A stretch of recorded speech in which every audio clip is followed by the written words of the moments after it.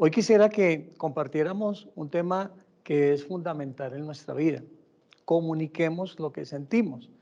Sé que los talleres Vidar han sido precisamente un camino pedagógico que nos han incentivado dentro de nuestra institución cómo vivir mejor.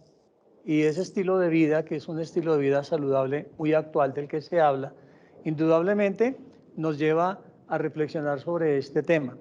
¿Cómo comunicar aquello que nosotros sentimos? Fíjense que cuando nosotros pensamos en este tema, iniciamos nosotros inicialmente frente a una pregunta. ¿De qué manera nosotros nos comunicamos? ¿De qué manera nos formamos para comunicar aquellas situaciones que nosotros también podemos vivir? Y al mismo tiempo, ¿qué estamos comunicando? Fíjense que comenzamos mirando esta frase del padre Rafael García Herreros: coloquemos un ladrillo en la construcción de un mundo mejor. Esto implica que todos nosotros tenemos una misión, que es una misión en la cual aportamos, y la comunicación es uno de esos grandes aportes. El padre Rafael García Herreros, que fue un hombre tan comunicador como lo fue también el padre Arturo Echeverry, precisamente nos ha dejado ese modelo de construir. Pero cuando él comienza a construir, recuerden que el Minuto de Dios nació con la comunicación. ¿Qué hizo el padre Rafael García Herreros para comunicar aquello que sintió? Cuando vemos toda la historia del padre Rafael García Herreros, vemos que tuvo diferentes situaciones en las que tuvo que confrontarse, pero al mismo tiempo le llevaron a tomar unas buenas determinaciones. Bueno, esto es como una pequeña introducción para que entendamos incluso parte de ser de lo que es nuestra obra en el Minuto de Dios. Pero, ¿qué implica que nosotros hablemos de la comunicación? ¿Por qué hablamos de comuniquemos lo que sentimos? Entonces, aquí vamos nosotros a revisar un tema que tiene que ver con la comunicación.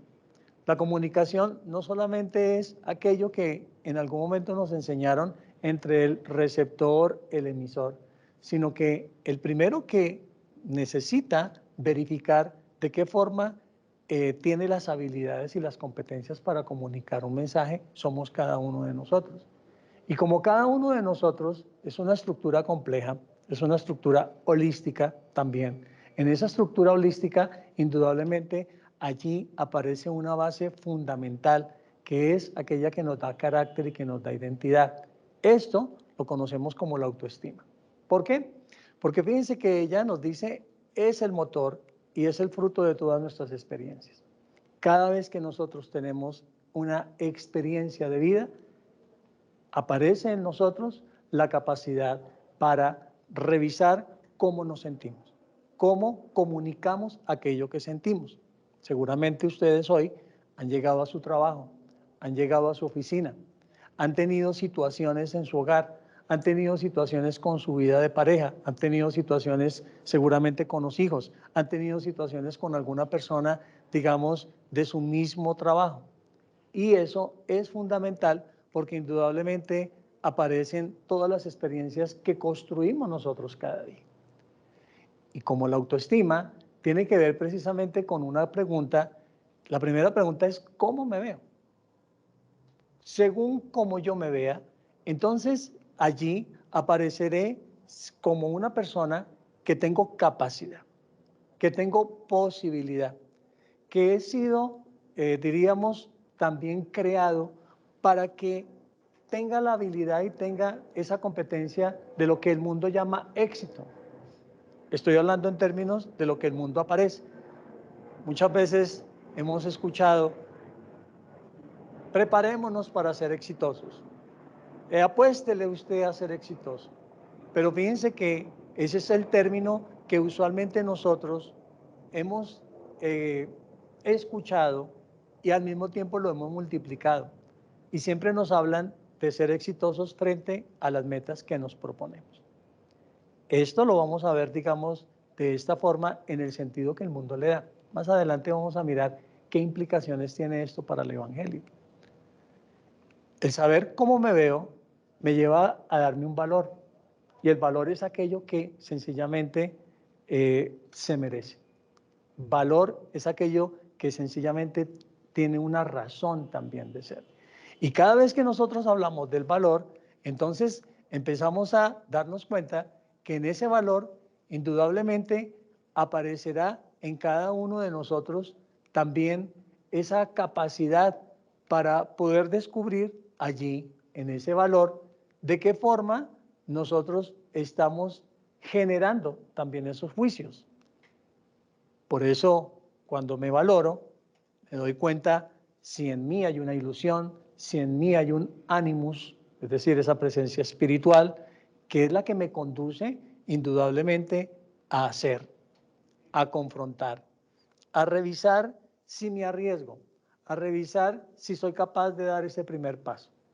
Recordemos que esta es una de las cosas que el Papa Francisco, cuando vino en su visita a Colombia, nos dijo, demos el primer paso.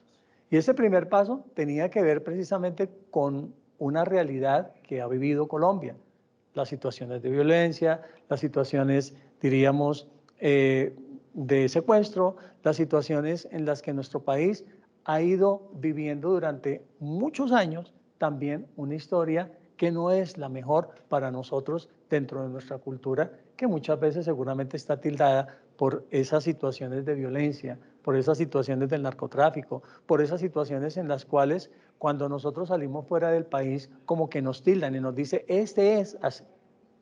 Pues bien, cada vez que nosotros hacemos, vivimos e interactuamos, lo hacemos porque tenemos un objetivo y el objetivo es, ok, todos queremos una recompensa, necesitamos tener un refuerzo, necesitamos tener una compensación. Y cada vez que nosotros miramos esos refuerzos, esas recompensas, esas compensaciones, pues indudablemente tenemos que volver a revisar este mismo, diríamos, esquema de recurrencia, porque volvemos a recurrir. Una vez que seguramente me he visto, me he valorado, he visto mis proyectos, he puesto mis objetivos, he cumplido mis metas, y una vez que esas metas llegan a su realización plena, otra vez vuelvo a mi pregunta, ¿cómo me veo? ¿Cómo me valoro? Y entonces allí diré, oiga, eso que está pasando en mí es lo que muchas veces estoy comunicando. Cuando nosotros logramos generar en este ciclo, digamos, de recurrencia, la capacidad para manejar la autoestima nuestra como el motor y fruto de nuestras experiencias, créanme que seremos los mejores comunicadores. ¿Por qué? Porque sabremos expresar nuestras ideas, sabremos comunicar lo que sentimos, pero nunca haremos daño, ni tampoco sentiremos que nos están haciendo daño. ¿Qué sucede cuando nuestra autoestima seguramente no se convierte como ese fruto y ese motor de nuestros esfuerzos, y cuando esa autoestima en nuestra vida es débil o le falta algo? Pues volvemos a lo mismo. ¿Cómo nos vemos muchas veces cuando esa autoestima en la parte formativa, en la parte escolar, en la parte familiar, incluso los mismos pedagogos, los mismos padres de familia, no llegan seguramente a impregnar a sus hijos de esa capacidad de autoestima? Entonces fíjense que la forma como empezamos a vernos es como personas incapaces, personas con pocas posibilidades de tener éxito en lo que me propongo, personas en las que muchas veces damos vueltas para hacer algo, pero como que decimos, pretendo hacerlo, quiero hacerlo, pero finalmente no logro hacerlo. Empezamos a mirar que entonces ese valor que yo quisiera darle nunca va a ser el mejor, porque siempre digo, no, eso no me gustó, no es lo que yo quería, no es lo que seguramente yo pensaba, no es lo que yo me imaginaba. Y naturalmente, como no es aquello con lo que yo me estoy sintiendo a gusto, entonces empiezo a darme cuenta que aparece el desánimo y que no hay una ilusión seguramente frente a una meta, frente a una situación de la cual podría ser una persona proactiva. No tengo ganas. ¿Para qué me esfuerzo?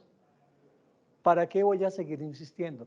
¿Para qué voy a seguir con este proyecto si sé que al final no va a salir? Si sé que al final estoy seguramente no invirtiendo el tiempo como debe ser.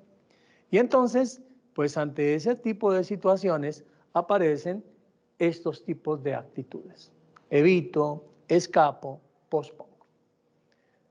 Yo sé que seguramente estas situaciones que acabo de mencionar en la vida de todos nosotros ha estado presente y es como, diríamos, ese binomio entre lo que somos y no somos, entre lo que quiero pero no puedo. Y bueno, de esta manera, entonces nosotros vemos que el evitar, el escapar, el posponer, indudablemente hace que nosotros no veamos allí ni los beneficios y empecemos a sentir esas situaciones de descalificaciones y sobre todo, en nuestro concepto o en nuestro caso, cuando nos sentimos culpables. Decimos, no, yo pude haber hecho esto, pero fue culpa mía. No, yo pude haber conquistado esta meta, pero no la hice. Y fíjense lo que les dije al inicio, todo lo vamos comunicando, todo lo estamos percibiendo, todo lo vamos construyendo, todo lo vamos organizando. Y cuando todo lo vamos organizando y cuando aparecen este tipo de situaciones, pues indudablemente aparece, insisto, ese sentimiento de que nos faltó algo. ¿Qué faltó? ¿Qué sucedió? ¿Cuál fue esa responsabilidad mía? Bien, pues en este sentido, ahora definamos qué sucede con nuestra comunicación. Toda la forma como nosotros nos llegamos a comunicar genera una conducta, pero tenemos un problema o tenemos una dificultad, más bien que un problema, y la dificultad nuestra es cuando nos referimos a la manera como nos expresamos y nos comunicamos con los demás.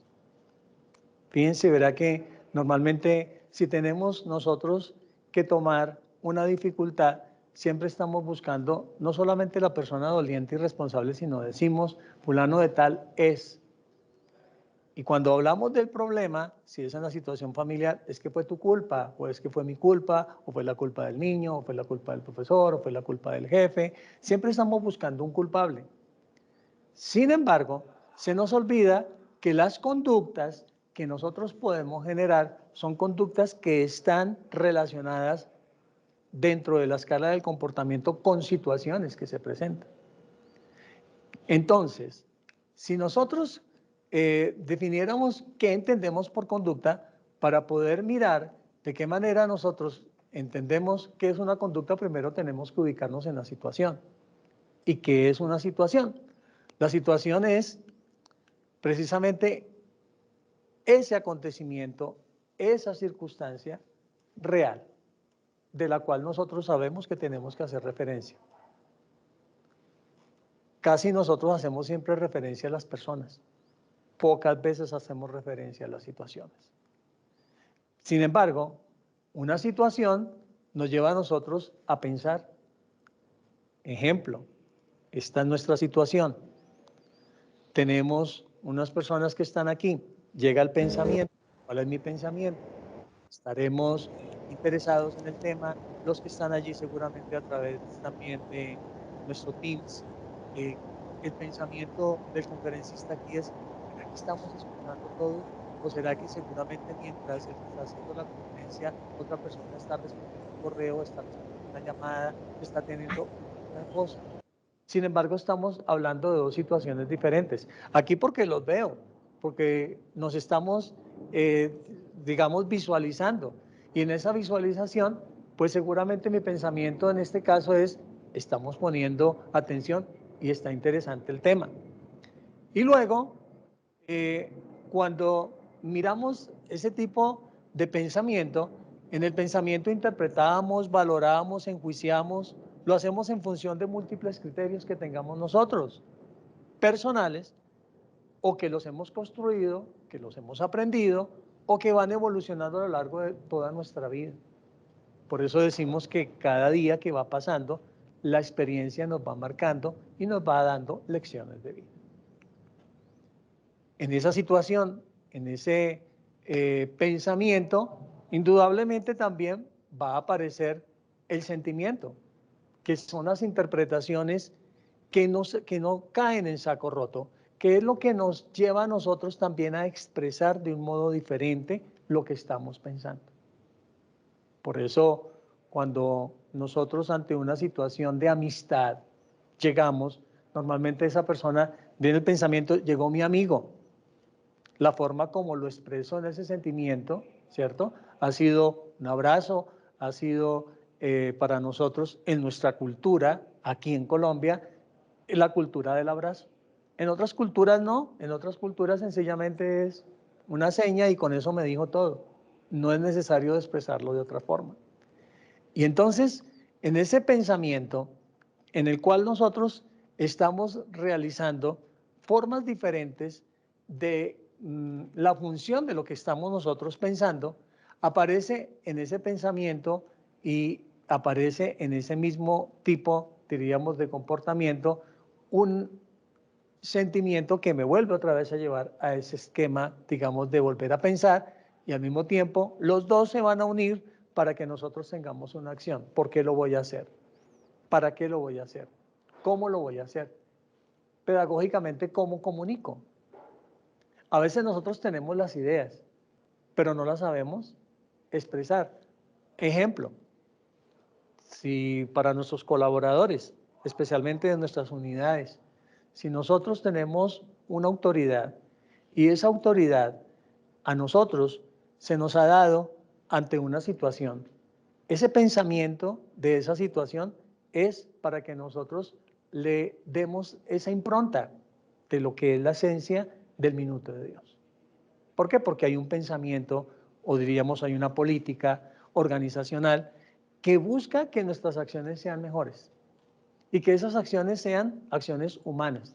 Eso es lo que nos debe diferenciar, en mi concepto, de otro tipo, diríamos, de instituciones que muy bien, dentro de toda la vida y de la escala universitaria, tenemos muy buenas cosas, pero que muchas veces, diríamos, lo que adolece es ese criterio de la acción, en la cual las acciones pueden ser solamente instrumentales y técnicas. Sin embargo, la parte humana hace falta. Entonces, en el pensamiento, en el sentimiento, en las acciones, que es aquello que nosotros hacemos o dejamos de hacer, hicimos o callamos, incide notablemente todo aquello que va a permitir que nosotros desde la acción tengamos unas consecuencias. Y esas consecuencias es todo aquello que nosotros hemos dicho, aquello que callamos, aquello que tuvo una afectación. ¿Qué quiere decir?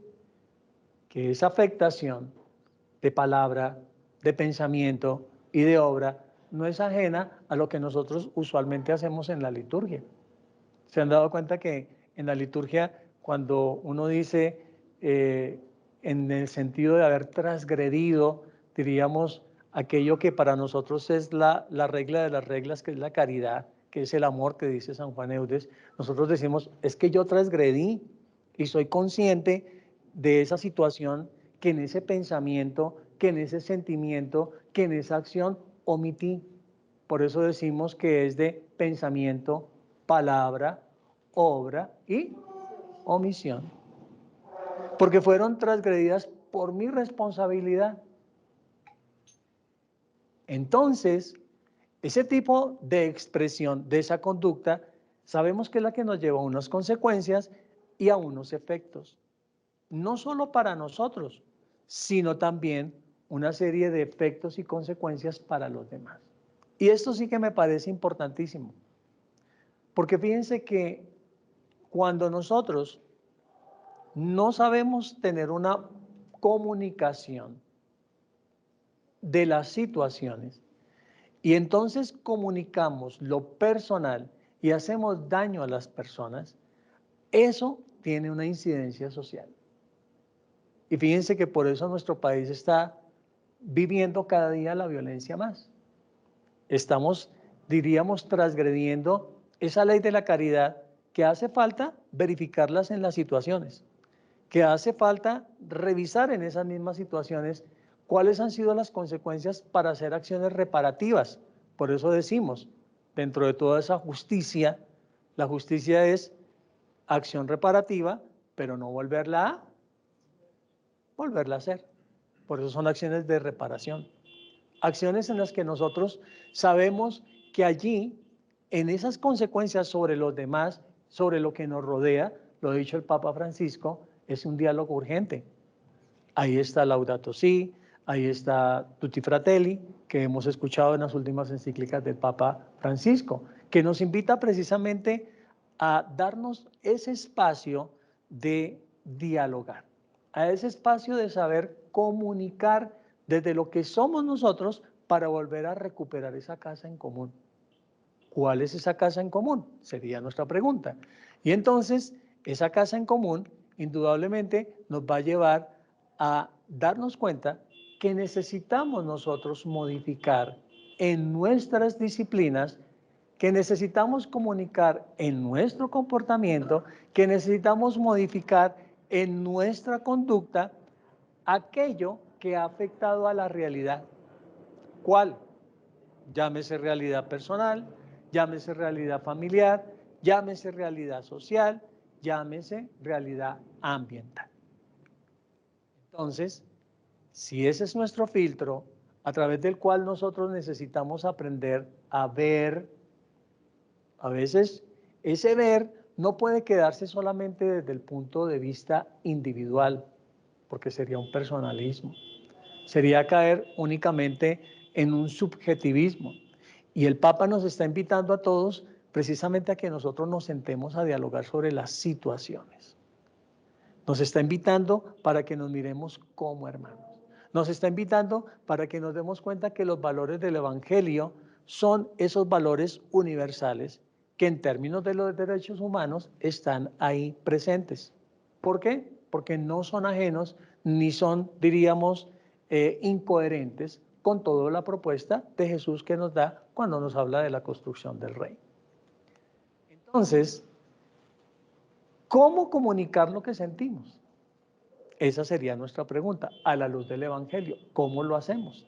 Pues fíjense, a la luz del Evangelio, cuando nosotros nos hacemos la pregunta, ¿cómo me veo? ¿Qué nos dice el Evangelio? Porque el Evangelio resulta que nos muestra allí la presencia encarnada de Jesús, que por acción gratuita del Padre viene con una misión específica. Y Jesús nos enseña que cada vez que nosotros vamos a responder esta pregunta sobre cómo me veo, Él nos dice, mire, cuando veo todos los pasajes de la Sagrada Escritura, Jesús ve y quiere que los demás vean que ellos han sido precisamente hechos, precisamente a imagen y semejanza de Dios. Es lo primero, porque tenemos que hablar de cómo me veo para saber por qué hablamos tanto de la dignidad humana. Porque la dignidad humana se nos convirtió ahora en un eslogan para todo mundo. Pero no hemos entendido que la dignidad humana tiene una base sólida. Y esa base sólida es aquello que Jesús nos dice. Como nosotros nos vemos, como nosotros nos proyectamos, como nosotros nos comunicamos, la manera como lo hacemos, dice mucho de nuestra experiencia con Dios. ¿Cómo me veo? Entonces, ese cómo me veo hace que me refiera a la persona de Jesús, que nos dice que somos humus Dei Cristo. Es decir, somos, dice el Evangelio, allí, hechura de sus manos. Fuimos creados por amor, para el amor, con el amor. Esa es la única pretensión nuestra.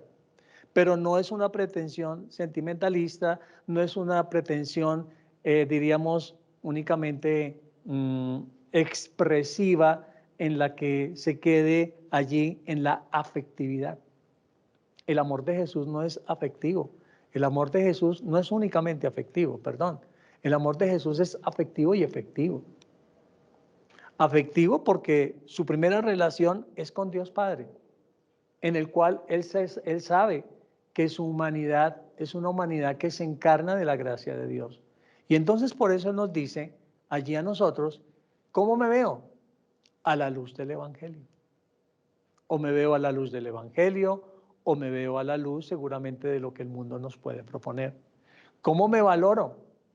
Me valoro como una persona que soy capaz, me valoro como una persona que tengo las suficientes capacidades y competencias que seguramente tengo que seguir aprendiendo todos los días de mi vida, porque ese es un proceso pedagógico de Jesús.